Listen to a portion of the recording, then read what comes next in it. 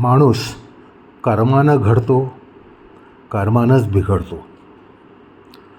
संपूर्ण जीवसृष्टीमध्ये केवळ माणसाचीच गणना कर्मयोनीत केलेली आहे. माणसाच्या निम्न स्तरावरचे जीव त्यांना भोगयोनी असते किंवा देवदेवतांची सुद्धा भोगयोनीच असते. कर्मयोनी आणि भोगयोनी अशा दोन जीवजातींच्या योनी आहेत.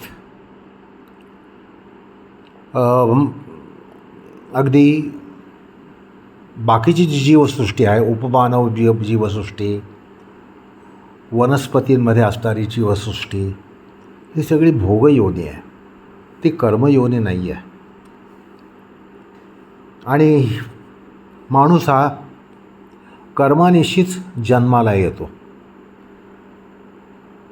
कर्मानिशीच माणूस जगतो आणि कर्मानिशीच माणूस मरतो. आणि मेल्यावर सुद्धा माणसाची कर्म थांबत नाहीत, संपत नाहीत.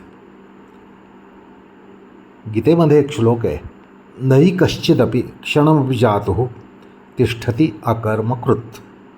म्हणजे एक क्षणसुद्धा कर्माविना जात नाही. माणसाची अनेकविध कर्म असतात, ऐच्छिक, अनैच्छिक, स्वाभाविक, प्राकृतिक, नैसर्गिक अशी कुठली ना कुठली कर्म चालू असतात. अगदी माणूस जरी झोपला असला तरी कर्म थांबत नाहीत.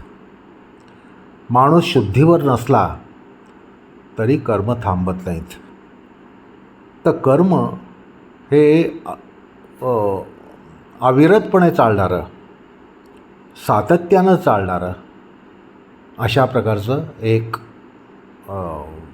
तत्व आहे. माणूस निवर्तल्यानंतरसुद्धा माणसाला प्रवास असतो, ते महाप्रयाण असतं. तर त्या ठिकाणीसुद्धा कर्म सुटत नाहीत. मुद्दा असा की माणूस झोपला असला तरी कर्म सुटत नाहीत, बेशुद्ध असला तरी कर्म सुटत नाही, मेला असला तरी कर्म सुटत नाही. असं हे एक विलक्षण असं कर्मतत्व आहे. हे लक्षात घ्यायला पाहिजे. नमस्कार.